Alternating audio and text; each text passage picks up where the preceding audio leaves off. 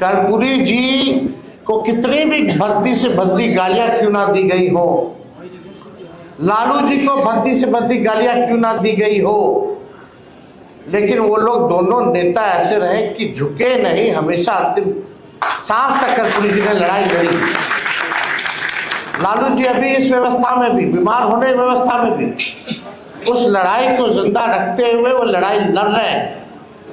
और आप सब लोगों से हम इतना ही कहेंगे, जब कर्पूरी जी नहीं झुके, लालू जी नहीं झुके, तो तेजस्वी भी झुके नहीं, इसका काम है। हम लोग लड़ेंगे और लड़ने वाला लोग ही जीतता है। कोई लेवल प्लेइंग फील्ड चुनाव में था क्या?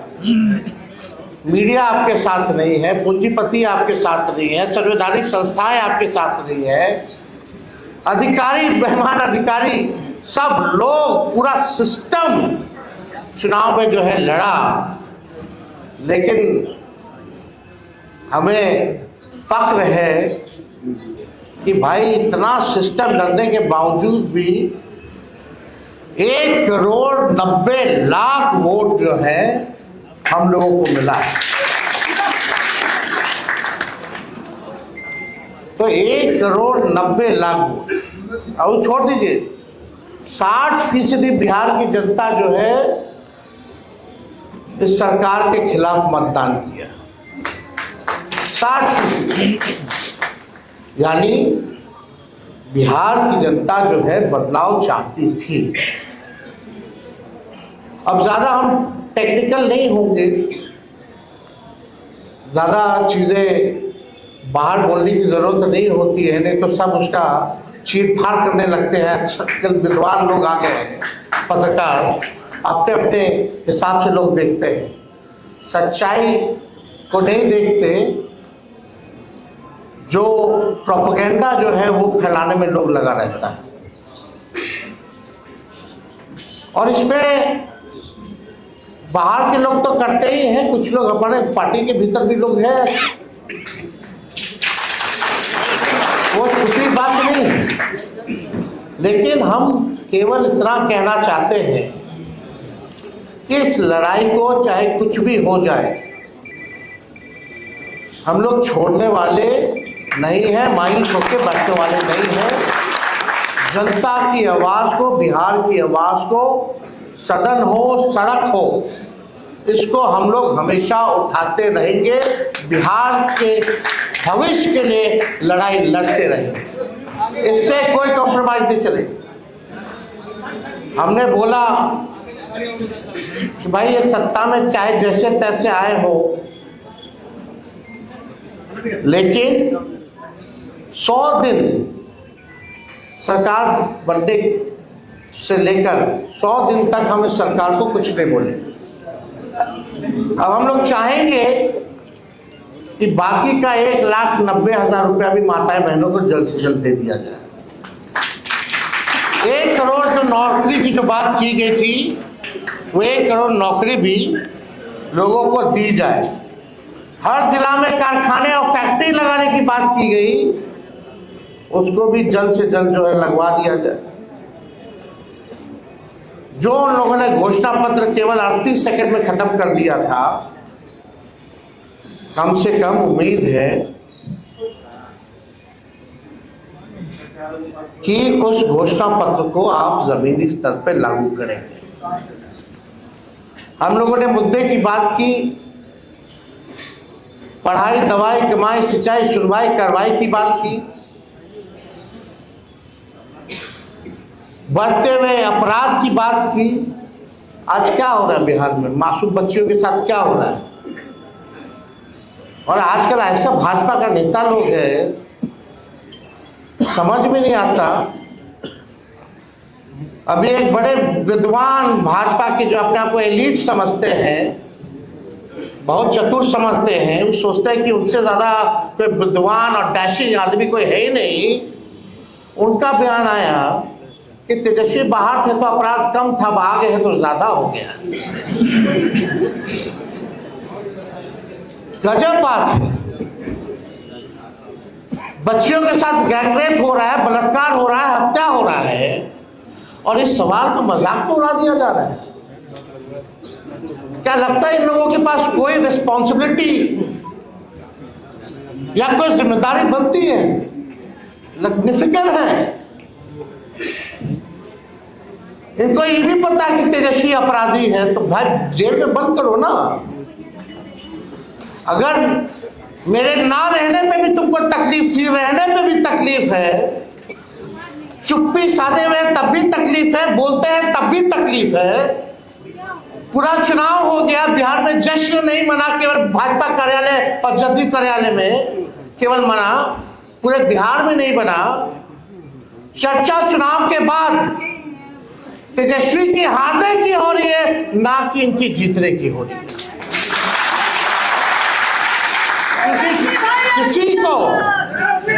किसी को विश्वास ही नहीं था कि चुनाव का नतीजा क्या है। लेकिन जिस दौर में हमारा देश है, केवल बिहार की बात, यहाँ जो लोग डेरा डाले हुए थे, प्रधानमंत्री कूद कूद करके हर हफ्ते आते थे, गृह मंत्री तो मौर्य को अपना घर बना लिए थे, पूरा भारत सरकार मंत्रिमंडल लग रहा था कि देश में और कोई काम नहीं बचा, बस बिहार का चुनाव है। आज कहाँ है मोदी जी जो आप कहते थे 56 इंच, कौन से गाना गा रहे थे? आज क्या हालत है बिहार का? कौन लोग है भाई? एक ट्वीट भी किया जो बच्ची के साथ बलात्कार हुआ? हर जगह कौन ऐसा दिन नहीं है बिहार में जहां 200 राउंड गोलियां ना चलती हो, अपहरण ना होता हो, मर्डर ना होता। तो इन लोगों से कुछ होने वाला है नहीं। वो आप भी जानते हैं, हम भी जानते हैं, बिहार की जनता भी जानती है, और मीडिया के लोग भी जानते हैं कि ये लोग कुछ कहता नहीं है।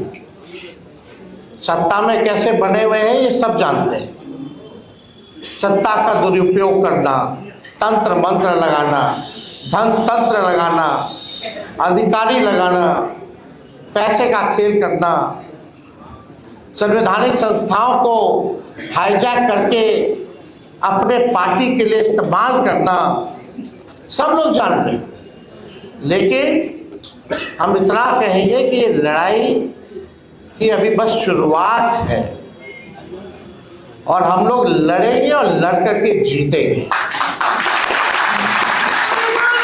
और हम लोगों को चाहे भाजपा हो, ये हो, वो हो, लोग परिवारवाद की बात करते थे। आज पूरा भाजपा का मंत्रिमंडल उठा करके देख लीजिए तो भाई कौन है? नितिन नवीन जी को भी हम बधाई देते हैं, राष्ट्रीय अध्यक्ष बने भाजपा के। उनके पिता भी क्या थे?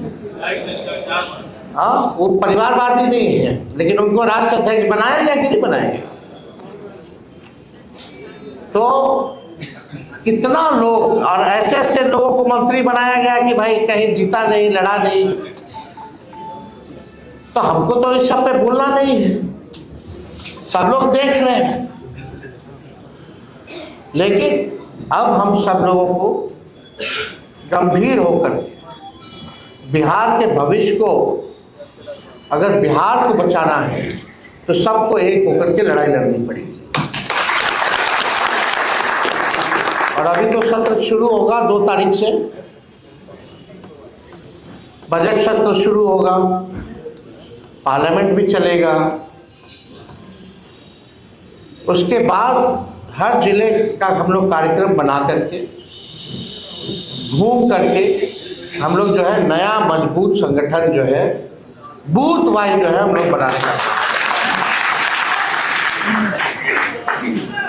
तो आप सब लोग बड़े देर से आप लोग यहाँ हैं, आप सब लोगों को धन्यवाद देते हैं।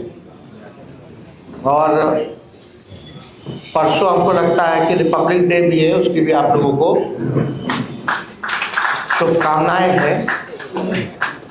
बस एकदम लगे रहिए, अन्याय के खिलाफ लड़िए। तेजस्वी यादव जिंदाबाद जिंदाबाद जिंदाबाद और जिंदाबाद जिंदाबाद जिंदाबाद और जो जुलूम के टक्कर में संघर्ष हमारा नारा है। बस नारा तक ही सीमित नहीं रहना है। तो हम लोग सब लोग मजबूत हैं, हम लोग कमजोर नहीं, हमारा समय कमजोर है। समय आएगा जब बिहार में गरीब राज करेगा। तो आप सब लोगों का इस अवसर पर आने के लिए आप लोगों का दिल से धन्यवाद देते हैं। कर्पूरी ठाकुर जी अमर रहे। जय हिंद।